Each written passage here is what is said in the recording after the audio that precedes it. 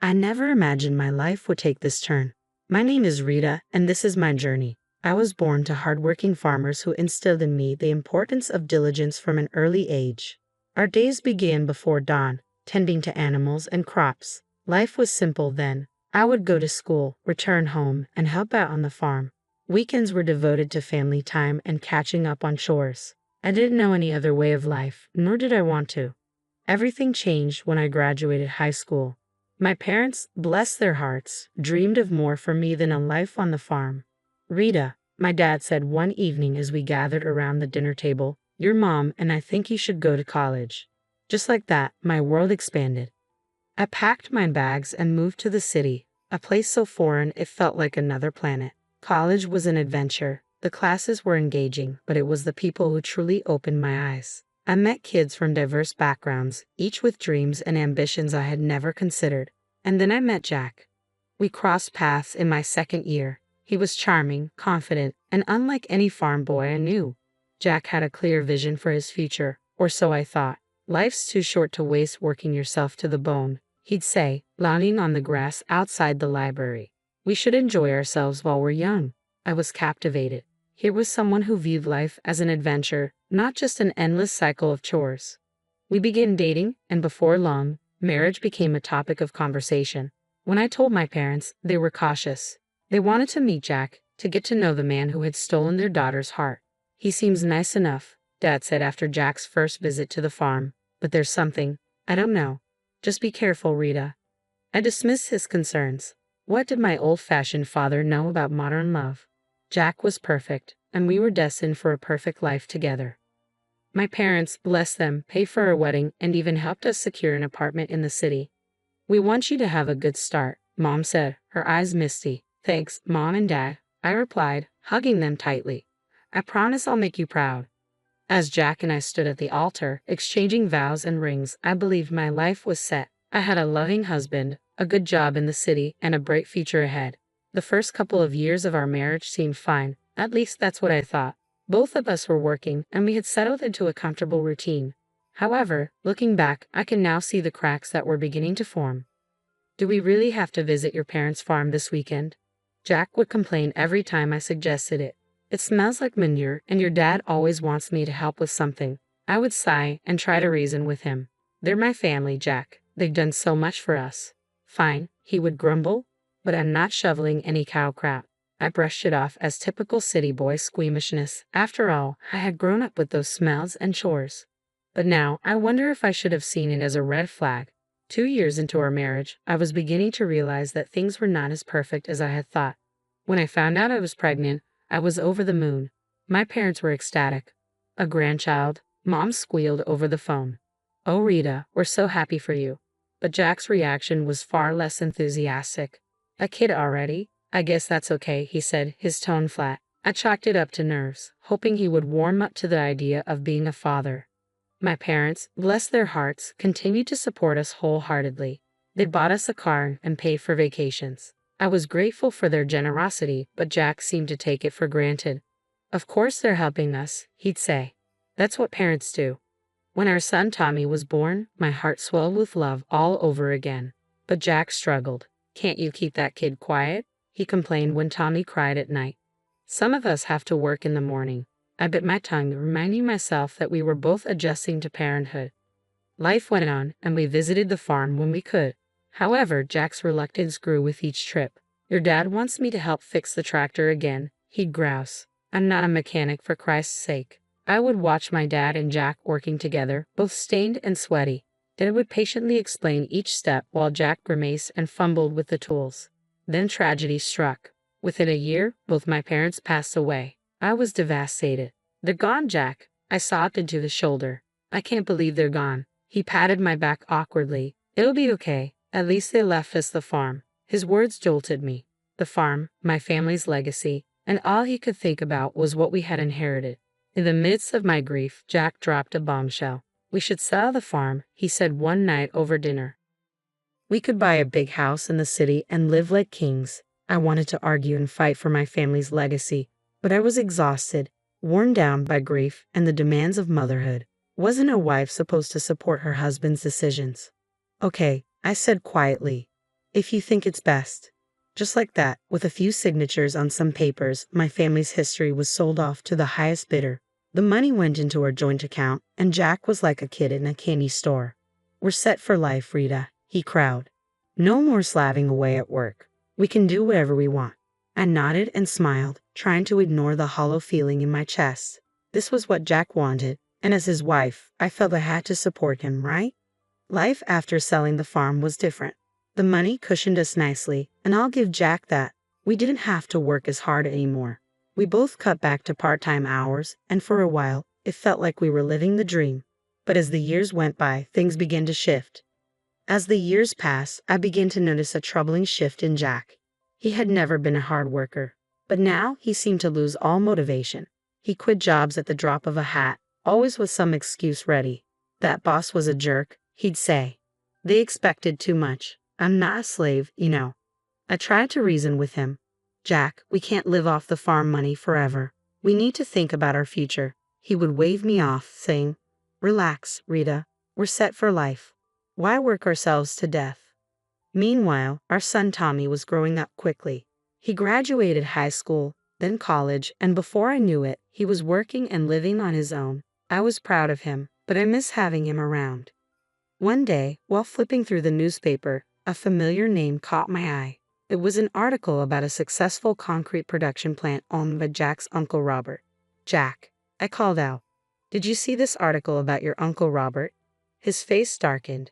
"I don't want to hear about that old tyrant," he snapped. I knew the story, at least Jack's version of it. His parents had died when he was young, leaving him in the care of his uncle. Jack had always told me how Robert had been overbearing and controlling, trying to force him into the family business. "He never listened to what I wanted," Jack had said years ago. "It was always about what he thought was best. So I left and started my own life." Looking at Jack now, lounging in his robe at 2 in the afternoon, I couldn't help but wonder if there was more to the story. "Maybe it's time to make peace," I suggested gently. "It's been years, Jack. People change." Jack's reaction was explosive. "Make peace with that control freak? No way in hell, Rita. Drop it." I let the conversation go, but it left me unsettled. There was so much anger and resentment in him. I began to wonder what else Jack was carrying around, what other parts of himself he was hiding. That quiet Sunday afternoon, I overheard Jack on the phone. His voice was curt, dismissive. "I'm not interested in his life, and it doesn't concern me," he said sharply before hanging up.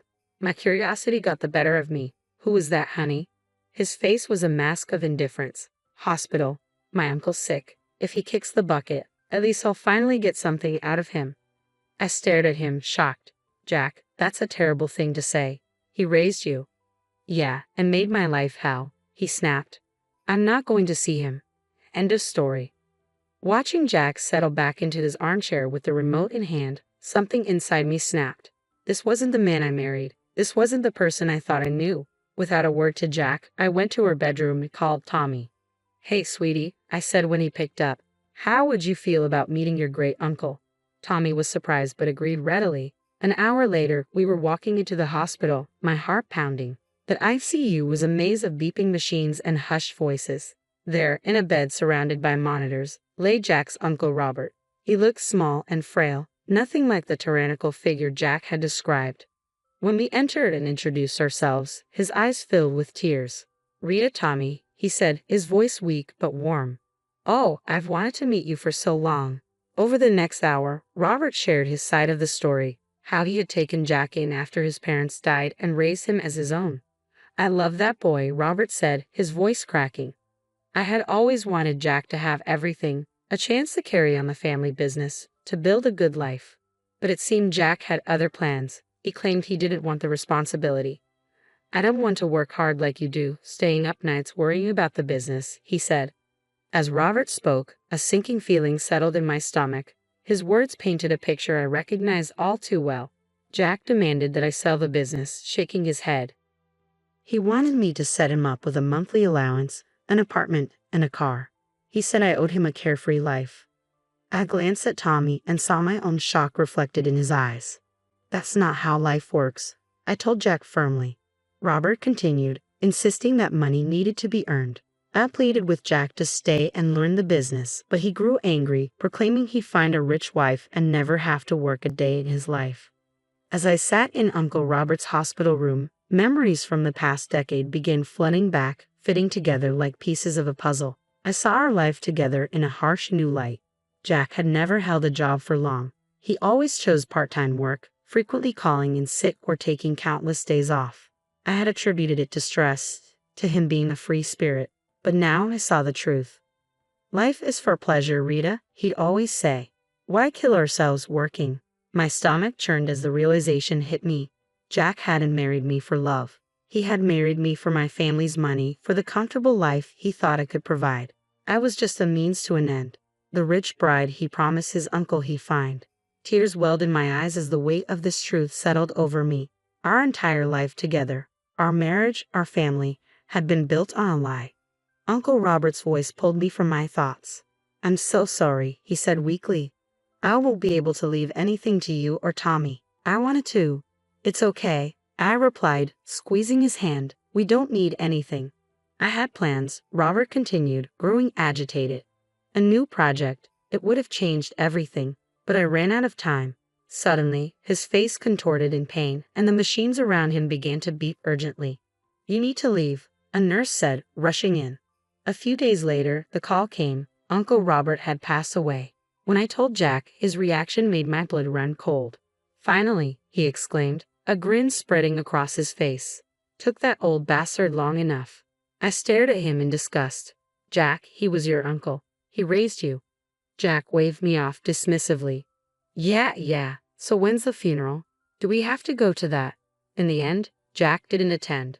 Tommy and I organized the funeral ourselves. A small, dignified affair that I hoped would make Uncle Robert proud. While I grieved for a man I barely knew, my husband was at home gleefully calculating his newfound wealth. The estate's got to be worth at least $10 million, he mused, his eyes gleaming with anticipation. I overheard Jack on the phone when I got home, exclaiming, can you believe it? I'm rich. I watched him strut around our house, boasting about his inheritance, and felt nothing but revulsion. This wasn't the man I thought I married. This was a stranger wearing my husband's face. Then things took a turn for the worse. You know, Rita, Jack said one evening, his eyes icy, you're getting kind of old for me. I think I'm ready for an upgrade. I couldn't believe my ears. Excuse me. He shrugged, not even bothering to hide his indifference. You heard me. I'm rich now. I can do better. Over the next few weeks, Jack's behavior grew increasingly erratic. He'd stay out late, stumbling home in the early hours, reeking of booze and perfume. More than once, I spotted lipstick stains on his collar. Each time I confronted him, he brushed me off, sneering, mind your own business. You should be grateful I come home at all. One night, as I lay awake, listening to Jack stumble in at 3:00 a.m., I realized something had to change. I couldn't continue living like this. I deserved better. But more importantly, I needed to uncover the truth about Jack, about the inheritance, and about the life I thought we built together. The morning after yet another night of Jack coming home at dawn, I'd had enough. Where were you? I demanded, my voice trembling with anger and hurt. Jack squinted at me through bloodshot eyes, narrowing them in disdain. None of your damn business, Rita. You should be grateful I even come back. His words struck me like a slap. Grateful? Is that what you think our marriage is? Ignoring my question, Jack fixed me with a calculating gaze. So, how much is left from your parents' inheritance? We must have some savings, right? His sudden change of topic caught me off guard. Jack, we've spent it all. The accounts are empty. His face twisted into a mask of disgust. Empty? You've got to be kidding me. He paced the room, muttering to himself before turning back to me, ice colder than before. Well, I guess that's it then. I'm done here. Done with you. Before I could respond, the front door swung open, and Tommy walked in, his eyes widening as he took in the scene. Instantly, Jack's demeanor shifted. He plastered on a fake smile and approached our son. Tommy, my boy, just the person I wanted to see. I need you to sign something for me, Jack said, pulling a document from his pocket and thrusting it at Tommy. It's just a formality. You're renouncing any claim to Uncle Robert's estate. Since there's no will, it all comes to me anyway. Tommy looked at me, confusion evident on his face. I nodded, and without hesitation, he took the paper and signed it. Jack's grin was triumphant as he snatched the document back. Then, as if a switch had been flipped, he turned to me, all pretense stripped away. "I want a divorce," he announced, his voice cold and flat. "I never loved you, Rita. I just tolerated you for your parents' money. But now I'm rich. I don't need you anymore." His words struck me like physical blows, even though I had suspected it. Hearing it laid out so brutally felt like a gut punch. "I'm moving to Uncle Robert's house," Jack continued, already pulling out a suitcase. "Don't try to contact me. It's over." And just like that, he was gone. 30 years of marriage packed away in a suitcase as he walked out the door. I stood there, frozen, trying to process what had just happened. It felt surreal, like a nightmare I couldn't wake up from. "Mom," Tommy's voice was soft and concerned. "Are you okay?" I turned to my son, my rock, and felt the dam break. Tears streamed down my face as Tommy wrapped his arms around me. "It's okay, Mom," he murmured, holding me tight. "We'll get through this. You're strong. You'll be okay." As I clung to my son, sobbing into his shoulder, a small part of me marveled at the man he had become. Kind, compassionate, everything his father was not. "You're the best thing he ever did," I whispered to Tommy. "The only good thing to come out of this marriage." Tommy squeezed me tighter, and in that moment, I knew that no matter what happened next, I wasn't alone. I had my son, and together we would face whatever came our way. The weeks following Jack's departure were a blur of pain and disbelief. I tried to keep my head held high and focus on moving forward, but it wasn't easy, especially when Jack seemed determined to flaunt his new life in my face. It started with the Facebook posts, pictures of Uncle Robert's mansion. Now Jack's new home flooded his timeline. I tried to ignore it and concentrate on healing, but then the photos changed. A young woman began appearing in them, blonde and beautiful, barely older than our son. In one photo, Jack had his arm around her, both of them grinning at the camera. The caption made my stomach churn. "Meet my fiancé, Candy. Upgrade complete." The calls started almost immediately. Friends, acquaintances, even Tommy's old school teachers. Everyone asking questions I couldn't and didn't want to answer. "Rita dear, is everything okay? We saw Jack's posts. What's going on? Are you and Jack really?" I couldn't take it anymore. The humiliation, the constant reminders of Jack's betrayal were too much. So I did something I never thought I would. I called Jack and asked to meet. After consulting with a lawyer, the day of the meeting finally arrived. I waited at our old favorite cafe, divorce papers in hand. Jack swaggered in, candy on his arm. She couldn't have been more than 25, her face caked in makeup, giggling at something Jack whispered in her ear. Well, Jack smirked, pulling out a chair for her. "If it isn't the old ball and chain. Candy, honey, meet Rita, the starter wife." Candy shot me a pitying look that ignited a fire in my chest, but I kept my cool. "I have the divorce papers here," I said, sliding them across the table. "I'm not asking for much, just the house. You can keep everything else." To my surprise, he picked up the pen without argument. "Fine. Have your little house. I've got bigger and better things now." He scrawled his signature across the documents, then turned to Candy, his voice dripping with insincerity. "Now I can finally be with someone I truly love, someone worthy of me." I gathered the papers, my hands trembling slightly as I walked out of the cafe. Behind me, I heard Jack's mocking laughter, but I didn't look back. I had what I came for. The next day, I filed for divorce. As I handed the papers to the court clerk, I felt a weight lift off my shoulders. For the first time in months, I could breathe again. Life has a funny way of serving up justice when you least expect it. For me, it came in the form of a headline splashed across the local newspaper. "Local business tycoon's empire crumbles. Nephew left with massive debt." It turned out Uncle Robert had taken out a huge loan just before his death, hoping to expand the business. He'd mentioned something about a new project during our hospital visit, but Tommy and I hadn't grasped the implications at the time. Now it all made sense. I watched from a distance as Jack's new life unraveled around him. He sold the factory, the mansion, the cars, everything, and still owed nearly $1 million. The cherry on top, Candy packed her bags and left the moment she realized Jack wasn't the wealthy catch she thought he was.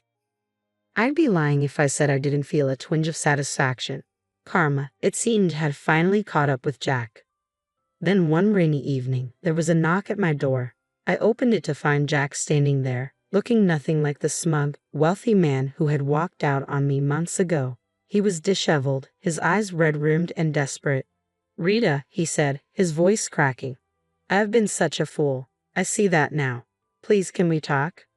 Against my better judgment, I let him in. For the next hour, I listened as Jack poured out his heart. He told me how he'd lost everything and how he had finally realized what truly mattered in life. I was wrong, Rita, he said, his eyes pleading. So wrong. But I see now that you were the only one who ever truly cared for me. The only one I've ever really loved. Then, to my utter disbelief, Jack got down on one knee and produced a small velvet box. Rita, please give me another chance.